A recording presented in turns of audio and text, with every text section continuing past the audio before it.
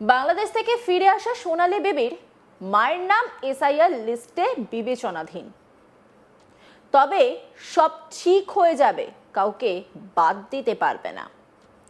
সবাইকে দুটো করে ফর্ম দেওয়া হয়েছে, জমা দিয়ে আর বাকি 20,000 সব উঠে যাবে নাম।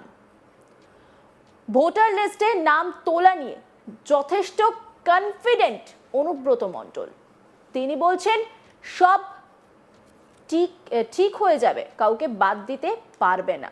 বীরভূম জেলার মুরারই 2 নম্বর ব্লকের পাইকার হাজরা মাঠে তৃণমূল কংগ্রেসের ডাকে শুক্রবার একটি বিশাল জনসভা অনুষ্ঠিত হয়।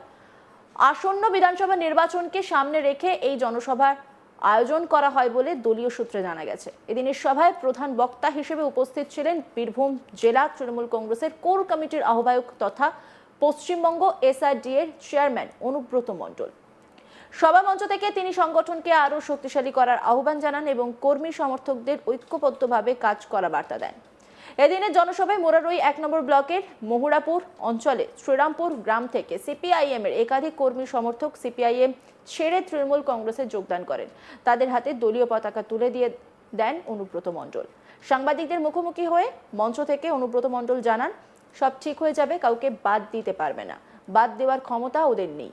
এখানে তো 66,000 নাম ছিল, সবাইকে দুটো করে ফর্ম দেওয়া হয়েছে, জমা দিয়ে আর বাকি 20,000 সব উঠে যাবে। খেলা শুরু হয়ে গেছে। কি বলছেন অনুব্রত মণ্ডল শুনবো।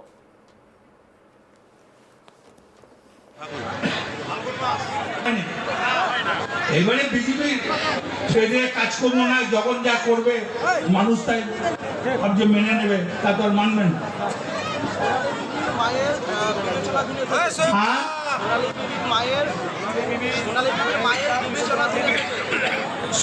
সোনালী দেবী মায়ের ওকে বিবেচনা এসছে, ও ঠিক হয়ে যাবে, কাকেও বাদ দিতে পারবে না ভাই, ক্ষমতা নাই। এই তো এখানে তো 46,000 ছিল, 66,000, আজকে 40,000 ভিডিওকে জমা দিতে হয়েছে ওকেও, আর তো 20,000 আছে, 2-1 দিনের ভেতরেই হয়ে যাবে। খেলা স্টার্ট হয়ে গেছে ভাই, ফাইনালটা হলেই হয়ে যাবে। নির্বাচনের আগে নির্বাচন কমিটি ঘোষণা করা হয়েছে, স্থায়ী কি ব্লক সভাপতি পাবে মুরারই 2? হ্যাঁ, নির্বাচনের আগে ব্লক সামনে ভোট, পরে ব্লক প্রেসিডেন্ট, আগে ভোট এবং ইলেকশন কমিটি করা হয়েছে। সেটা তো দলের ব্যাপার, তোমার সঙ্গে আলোচনা করবো কেন, তুমি তো সাংবাদিক, তুমি আমার দলের উদ্যোক্ত ব্যাপারে জানতে চাও না? আমি দলে কি করবো না করবো তোমার সঙ্গে জানিয়ে করতে হবে নাকি আমাকে?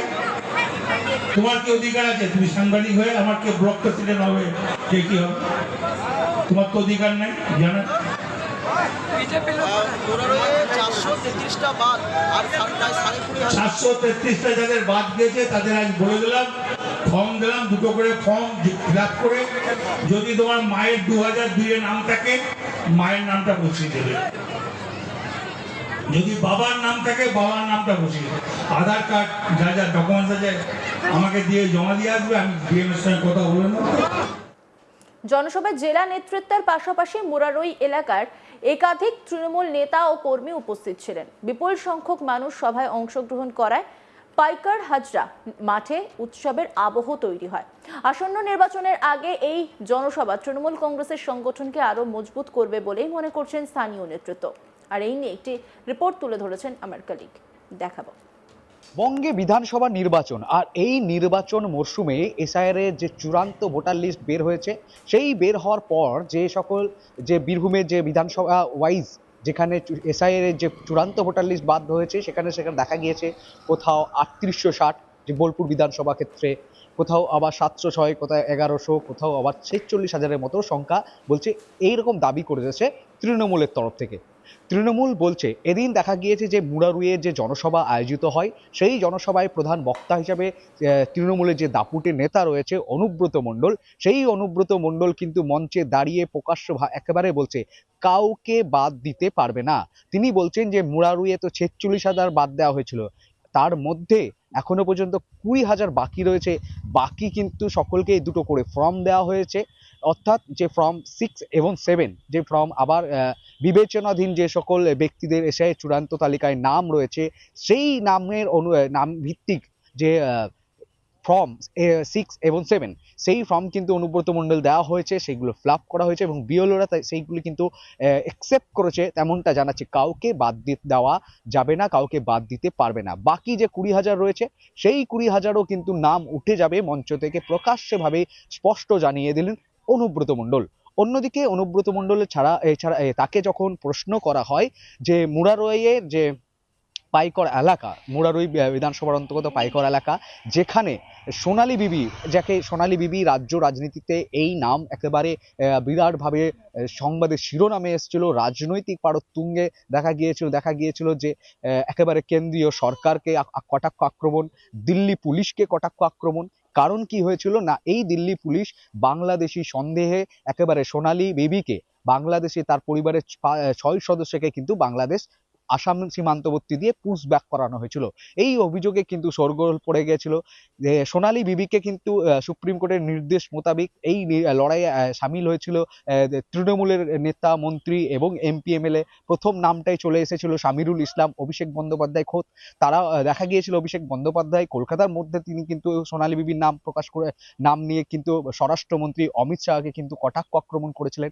এর সাথে সাথেই দেখা গিয়েছিল সোনালী বিবি যখন বাংলাদেশ থেকে ফিরিয়ে আনা হয় বাংলার বীরভূমে, তখন কিন্তু রামপুরহাটে হাসপাতালে তিনি চিকিৎসাধীন ছিলেন। সাথে সাথে তিনি কিন্তু অন্তঃসত্ত্বা ছিলেন। নতুন সদ্যজাতকে যখন জন্ম দিয়েছিলেন, সেই সদ্যজাতর অর্থাৎ সেই সদ্যজাতের নামকরণে কিন্তু একেবারে যে অভিষেক বন্দ্যোপাধ্যায় কিন্তু নামকরণ করেছিলেন বীরভূমে এসে রামপুরহাট হাসপাতাল থেকে, এবং সাংবাদিকদের বৈঠক করে সেই সম্মেলনের মাধ্যমে তিনি জানিয়েছিলেন।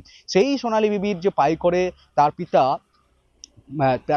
সোনালী বিবি, তার পিতা কিন্তু নাম রয়েছে, কিন্তু তার মাতার নাম কিন্তু বিবেচনাধীনের যে লেখা সেইখানে কিন্তু তার লিস্টে নাম ছিল। এই নিয়ে যখন অনুব্রত মণ্ডলকে প্রশ্ন করা হয় তখন তিনি স্পষ্ট জানিয়ে দেন যে এই না, কাউকে বাদ দেওয়া যাবে না, কাউকে বাদ দিতে পারবে না।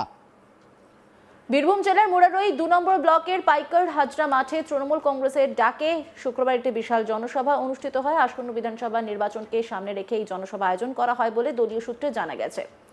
আর সেখানে অনুব্রত মণ্ডল কি বলেছেন শুনবো।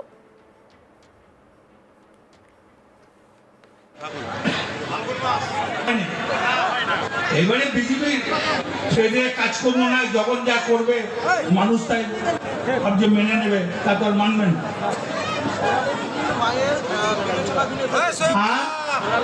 মায়ের বিবেচনাধীনে সোনালী দেবী মায়ের ওটা বিবেচনা এনেছে, ও ঠিক হয়ে যাবে। অন্যান্য খবরের আপডেটের জন্য অবশ্যই নজর রাখুন আজ তাক বাংলার ইউটিউব স্ট্রিমে। লাইক, কমেন্ট, শেয়ার এবং সাবস্ক্রাইব করতে ভুলবেন না।